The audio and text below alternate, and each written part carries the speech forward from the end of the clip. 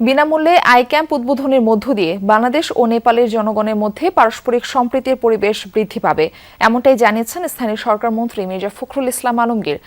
দুপুরে ঠাকুরগাঁও ডায়াবেটিক সমিতি আয়োজিত নেপালের সহায়তায় ঠাকুরগাঁও আই ক্যাম্পের উদ্বোধনী অনুষ্ঠানে প্রধান অতিথির বক্তব্যে তিনি এসব কথা বলেন। মন্ত্রী বলেন, এই অঞ্চলের যারা দরিদ্র মানুষ রয়েছেন তারা ঢাকায় গিয়ে চোখের চিকিৎসা করতে পারে না। এই ধরনের আয়োজন অবশ্যই প্রশংসার দাবিদার।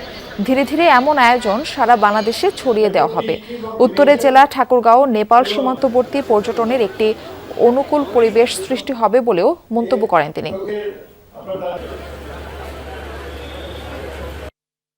আমাদের এলাকার মানুষ বেশ দরিদ্র, তাদের পক্ষে ঢাকায় গিয়ে, দিনাজপুরে গিয়ে, রংপুরে গিয়ে অথবা ঠাকুরগাঁও চোখের হাসপাতাল থেকে ডাক্তার দেখানো খুব কঠিন।